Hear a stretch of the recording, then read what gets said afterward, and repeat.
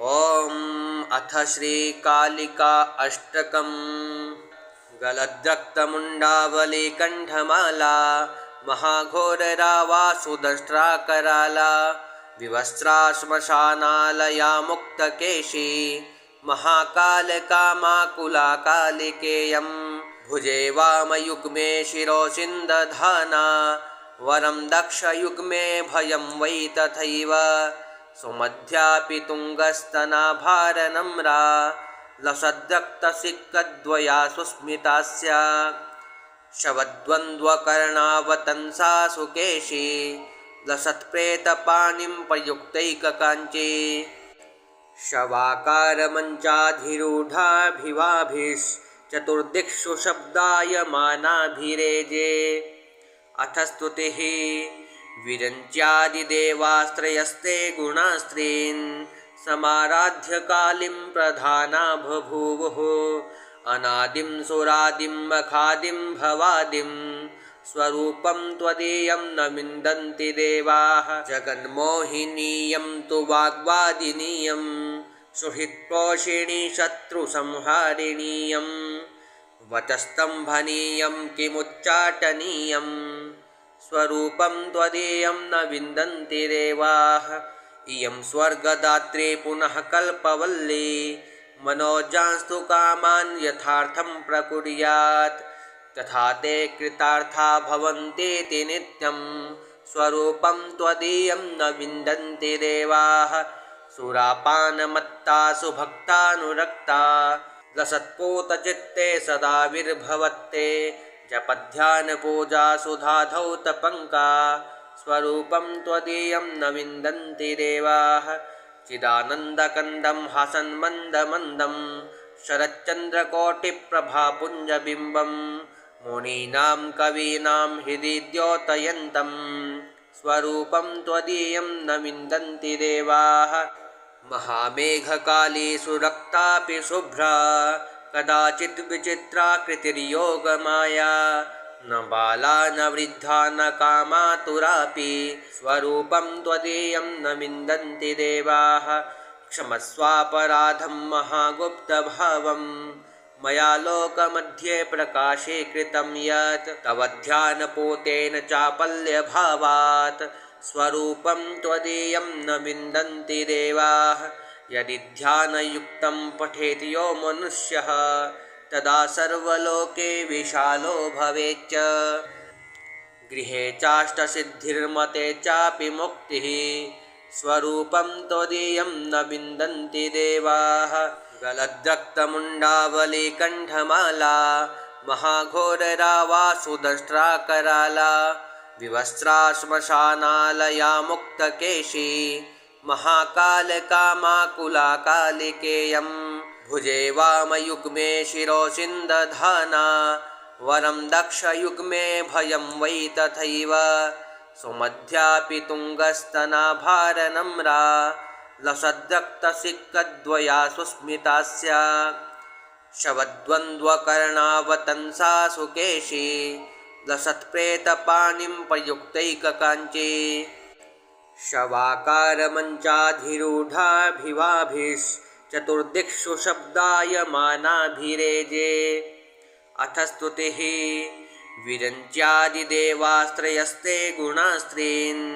समाराध्य कालीं प्रधाना बभूवुः अनादिं सुरादिं मखादिं भवादिं स्वरूपं त्वदीयं न विन्दन्ति देवाः जगन्मोहिनीयं तु वाग्वादिनीयं सुहृत्पोषिणी शत्रुसंहारिणीयं वचस्तम्भनीयं किमुच्चाटनीयं स्वरूपं त्वदीयं न विन्दन्ति देवाः इयं स्वर्गदात्री पुनः कल्पवल्ली मनोजांस्तु कामान् यथार्थं प्रकुर्यात् तथा ते कृतार्था भवन्तीति नित्यं स्वरूपं त्वदीयं न विन्दन्ति देवाः सुरापानमत्तासु भक्तानुरक्ता लसत्पूतचित्ते सदा विर्भवत्ते जपध्यानपूजासु धाधौ तपङ्का स्वरूपं त्वदीयं न विन्दन्ति देवाः चिदानन्दकन्दं हासन्मन्दमन्दं शरच्चन्द्रकोटिप्रभापुञ्जबिम्बं मुनीनां कवीनां हृदि द्योतयन्तं स्वरूपं त्वदीयं न विन्दन्ति देवाः। महामेघकाली सुरक्तापि शुभ्रा कदाचित् विचित्राकृतिर्योगमाया न बाला न वृद्धा न कामातुरापि स्वरूपं त्वदीयं न विन्दन्ति देवाः। क्षमस्वापराधं महागुप्तभावं मया लोकमध्ये प्रकाशे कृतं यत् तव ध्यानपूतेन चापल्यभावात् स्वरूपं त्वदीयं न विन्दन्ति देवाः। यदि ध्यानयुक्तं पठेत् यो मनुष्यः तदा सर्वलोके विशालो भवेच्च। गृहे चाष्टसिद्धिर्मते चापि मुक्तिः स्वरूपं त्वदीयं न विन्दन्ति देवाः।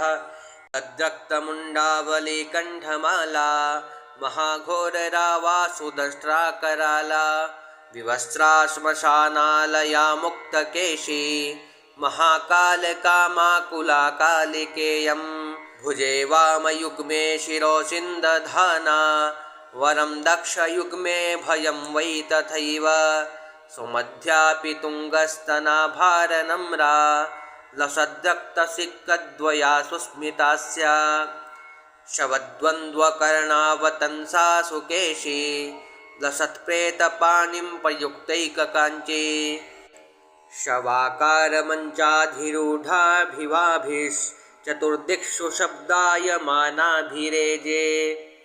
अथ स्तुतिः विरञ्च्यादिदेवास्त्रयस्ते गुणास्त्रीन् समाराध्य कालीं प्रधाना बभूवुः अनादिं सुरादिं मखादिं भवादिं स्वरूपं त्वदीयं न विन्दन्ति देवाः। जगन्मोहिनीयं तु वाग्वादिनीयं सुहृत्पोषिणी शत्रुसंहारिणीयं वचस्तम्भनीयं किमुच्चाटनीयं स्वरूपं त्वदीयं न विन्दन्ति देवाः।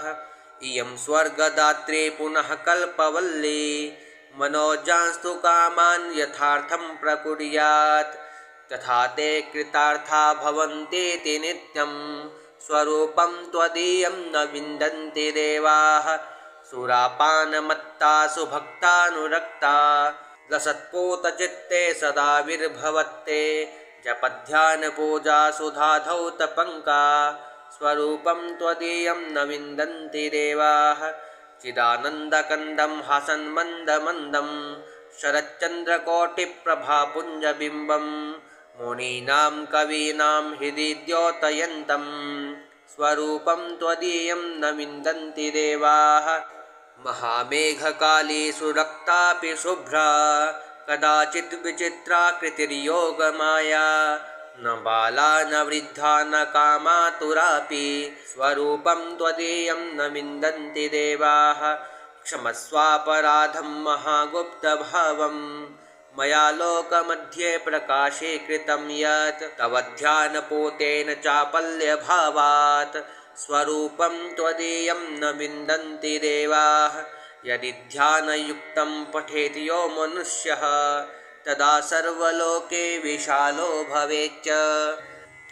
गृहे चाष्टसिद्धिर्मते चापि मुक्तिः स्वरूपं त्वदीयं न विन्दन्ति देवाः।